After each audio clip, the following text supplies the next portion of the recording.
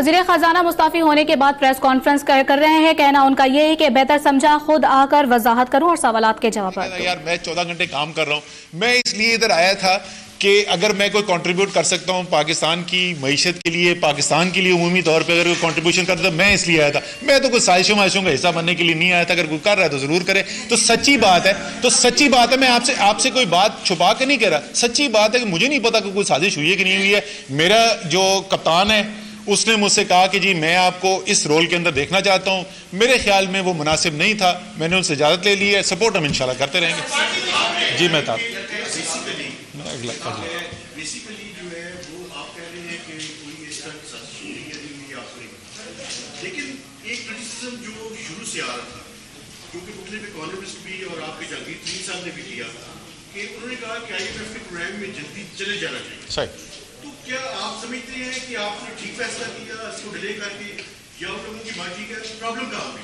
बिल्कुल सर, ये बहुत आपने अहम सवाल पूछ लिया और मेरे ख्याल में सबसे ज़्यादा बात यही की जाती है। देखें जी, मेरे ख्याल में पाकिस्तान का वज़ीर ख़जाना जो है ना, उसकी जिम्मेदारी जो है वो उसके इस मुल्क के 21 करोड़ अवाम के ऊपर है। उस 21 करोड़ अवाम की ज़िंदगी बेहतर करने के लिए कारोबारी तबका जो है, जो ताजिर है, जो सनतकार है, वो उसका वसीला ज़रूर बनता है। आपने एक मईशत चलानी है जो प्राइवेट सेक्टर से चलानी है, लेकिन इस वज़ीर ख़जाना की जिम्मेदारी जो है वो कैपिटल मार्केट का या बैंकिंग सिस्टम की प्राइमरी रिस्पॉन्सिबिलिटी नहीं है, वो सिर्फ वसीला है। ये मैं कह रहा हूँ कि उसकी जिम्मेदारी है कि वो भी बेहतर है। तो जब मेरे पास अगर ये चॉइस आती है कि मैं ऐसे फैसले करूं जिससे 2 महीने 3 महीने की अनसर्टेनिटी हो, और दूसरी तरफ मेरे पास ये चॉइस हो कि मैं पाकिस्तान के अवाम को कुचुमर निकाल के रख दूं, तो मैंने पहले भी यही फैसला किया था। मैं 3 बार मैं पहले क्या कहता था मैं आप लोगों को, क्या होगा असद उमर को गालियां पड़ेंगी ना मैं खा लूंगा गालियां। मैं पाकिस्तान के अवाम का कुचुमर निकालने के लिए नहीं तैयार। वो हमने करके दिखाया। IMF का एग्रीमेंट जिन बुनियाद के ऊपर हुआ, तनकीद पहले मेहताब ये होती थी कि जब आप देर करेंगे तो ज्यादा मुश्किल होता जाएगा। हमने उससे बहुत बेहतर टर्म्स के ऊपर फाइनलाइज करके दिखाया है। सो मेरे ख्याल में तो बिल्कुल ठीक फैसला किया, लेकिन इस पर दो राय हो सकती है किसी और शख्स की डिफरेंस। मैं इसके एक से मैं रिजवान का ले लूँ फिर आप।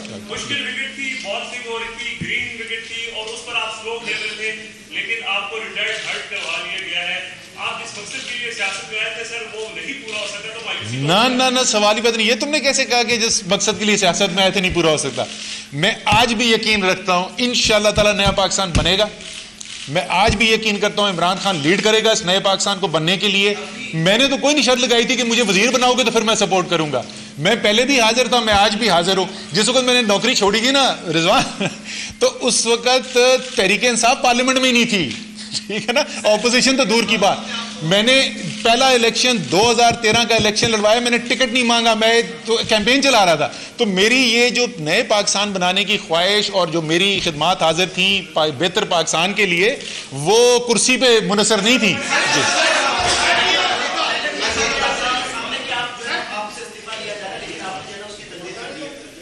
क्या क्या चीज? जी जी जी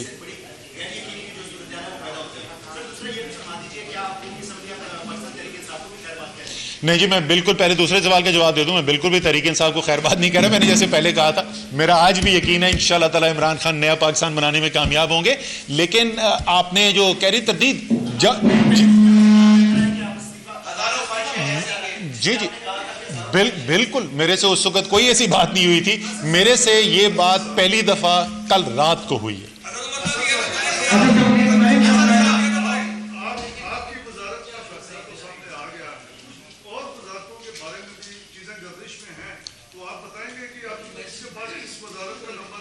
जी मेरे ख्याल में जो मेरी वज़ीर आज़म से बात हुई है, या आज रात को या कल सुबह जो बाकी वो तब्दीलियां करना चाहते हैं उनकी अनाउंसमेंट हो जाएगी। क्या आपको कोई रीजन बताई है एक को हटाने की? दूसरा ये प्राइम आपने शुरू में अपने बयानिया में करवाया, क्या आप प्रैक्टिकल पॉलिटिक्स से थोड़ी देर के लिए बना हो रहे हैं अपनी सियासत?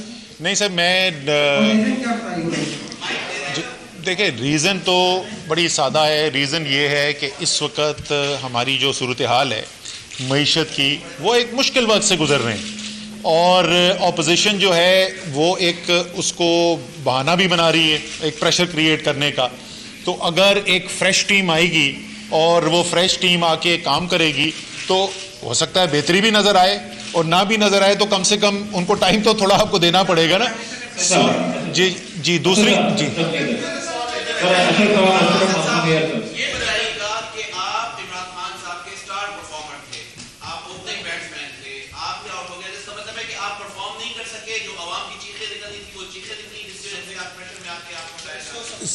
जी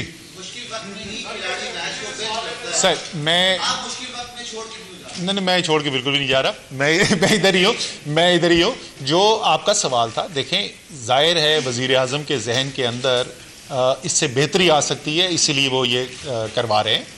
जहाँ तक चीखों की ताल्लुक है, वो मैं बहुत तफसील से पहले भी बात कर चुके हैं। हम मुवाजना आपके सामने पहले रख चुके हैं। 8 माह का, अब तो मेरा 8 माह ख़त्म हो गया ना, पहले 8 माह जो थे पीपल्स पार्टी के दौर के, वो भी रिकॉर्ड निकाल के रख लें। वो भी बैलेंस ऑफ पेमेंट क्राइसिस के बाद थे। पहले 8 माह का दौर मुस्लिम लीग नून के भी निकाल के रख लें, और पहले 8 माह का दौर तहरीक इंसाफ का निकाल के रख लें। इसके बावजूद कि जो बहरान हमें मिला था, ये वो पिछले बहरान उसका अशर अशीर नहीं थे, उसके बावजूद बेहतर परफॉर्मेंस की है इमरान खान की हुकूमत ने। जी, क्या नहीं सर, एक कियानी और फिर अशरफ, और उसके बाद मैं आता हूं सर, आपके पास आ रहा हूं।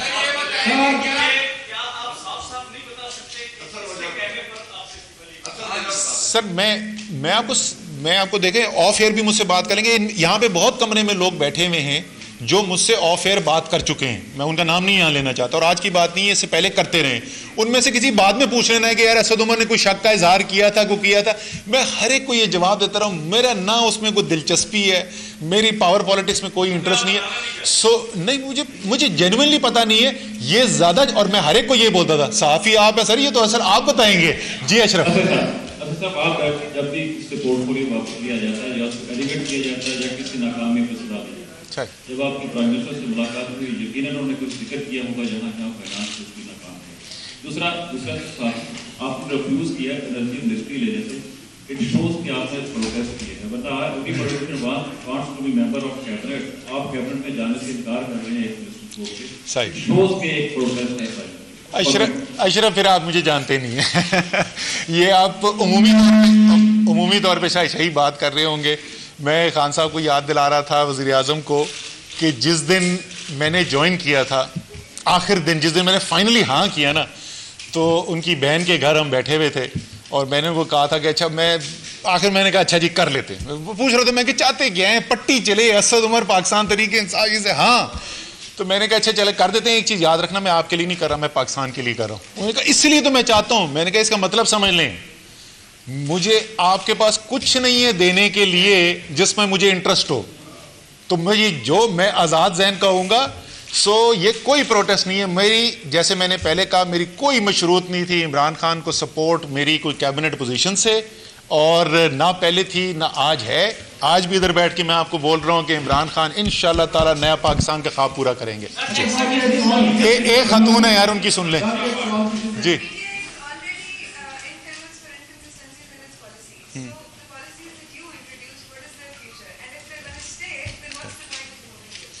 देखिए, बेसिक जो पॉलिसी डिज़ाइन है वो तो मेरे ख्याल में बिल्कुल भी चेंज होना नहीं है। जो बेसिक पॉलिसी डिज़ाइन है, जो स्पेसिफिक इम्प्लीमेंटेशन के तरीके होते हैं उसमें फ़र्क हो सकता है, एंड ज़ाहिर है जो भी शख्स आएगा उसका अपना माइंड होगा। लेकिन मोटी मोटी चीज़ें, इधर कमरे में जो एक्सपीरियंस बीट रिपोर्टर्स बैठे हुए, आप इनसे बात कर लें तो ये 10 में से 10 वही बताएंगे कि मोटी मोटी चीज़ें क्या करने की है। तो वो रॉकेट साइंस तो है जी।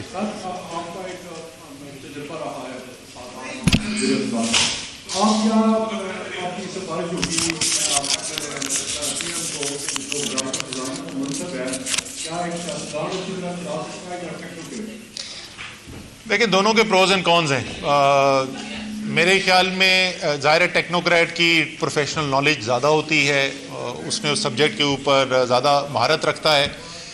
लेकिन कोई भी काबीना की पोजीशन हो, और ख़ुसूसी तौर पे अगर आप मईशत से ताल्लुक़ कर रहे हैं, जिस बंदे ने जड़ों पे लोगों के साथ उठा बैठा हो, तो उसको भी एक एडवांटेज होता है। दोनों चीज़ों की अपनी अपनी जी। मैंने ये नहीं कहा, मैंने कहा मुझे नहीं पता, आपको पता होगा सही। सर, एक तो मौलाना फजल का किस्सा बड़ा मशहूर है, लिखे गया था तो निकी मेंबर का कितना रोल है। और मैं इस बात का गवाह हूँ कि एक हफ्ते से फोन कर रहे थे रिपोर्टर्स को कि असद उमर को हटा दिया, खबर चला दें सोचे से। सही। तो ये सियासत तो है, आपके दोस्त थे। सही। मुझे भी फोन आया, मैंने परसों आपको दोस्तों को बताया, मैंने तो कैबिनेट की ब्रीफिंग में भी पूछा था उनको, उन्होंने कहा जी हमें नहीं पता पूछने का, ये आपको ही पता है कौन फोन कर रहा था, कौन खबरें लगवा रहा था। मुझे सच्ची में नहीं पता कौन कर रहा था। नहीं, सीरियसली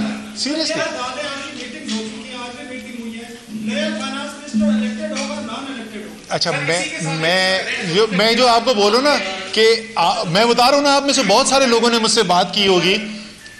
मुझे लोग ये कहते रहते हैं कि आपके कॉलीग्स जो हैं वो कह रहे हैं, अगर कोई कमरे में एक बंदा मुझे बता दे, मैंने मुड़ के पूछा हो कौन सा कॉलीग था, मैं कभी सवाल ही नहीं पूछता। जी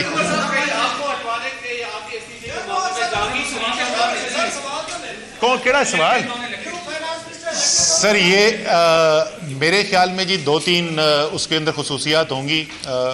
एक ये कि वो होगा जिसको वजीर आज़म मुंतखब करेंगे, दूसरा ये है कि नेक सीरत होगा, तीसरा ये कि काबिल होगा, और चौथा ये कि मेहनती होगा। और आपको कितनी चीजें बताऊं?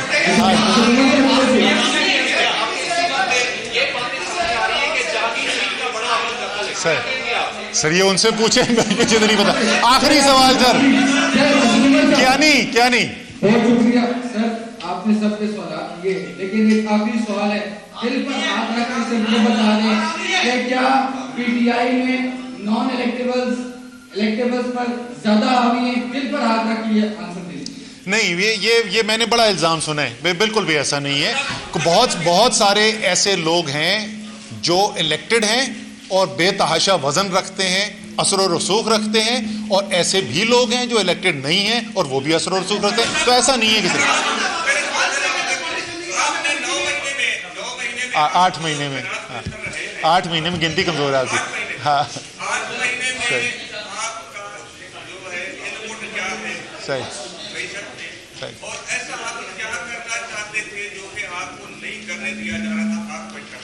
अच्छा जी सही। देखिए मैं इसका जवाब देता हूं, मेरे ख्याल में आखिरी ये कर लेते हैं। इसका जवाब ये है कि बिल्कुल मईशत की जो बुनियादी चीजें हैं ना, आप उनको जब तक ठीक नहीं करेंगे, ये मीडिया में कोई सवाल नहीं पूछता है इसके ऊपर। वैसे मैं बार बार बोलता हूँ, बीट रिपोर्टर सारे समझते हैं ये बातें, लेकिन वो टीवी पे शाम को सवाल नहीं पूछा जाता। 3 बुनियादी डेफिसिट्स हैं, वो अभी जो यार मीडियम टर्म इकोनॉमिक फ्रेमवर्क हमने दिया था, वही पाकिस्तान के मसाइल हैं, 40 साल से वही चल रहे हैं। जब तक आप वो नहीं करेंगे उस वक्त तक मईशत आगे नहीं चलेगी। जी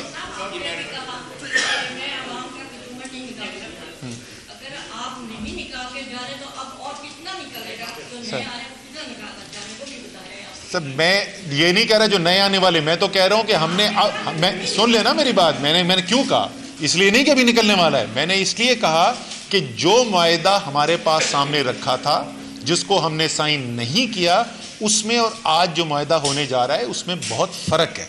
ये मैं आपसे कह रहा हूं।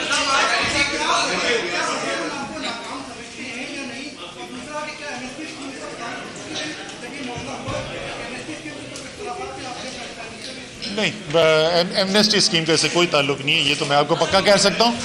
जहाँ तक मेरे ख्याल में जो हमने 8 महीने में काम किए, कुछ ऐसी चीज़ें थी जिसमें बड़े अच्छे रिजल्ट मिले, कुछ ऐसी चीज़ें थी जिसके अंदर रिजल्ट ठीक नहीं मिले। दोनों चीज़ें थी, दोनों।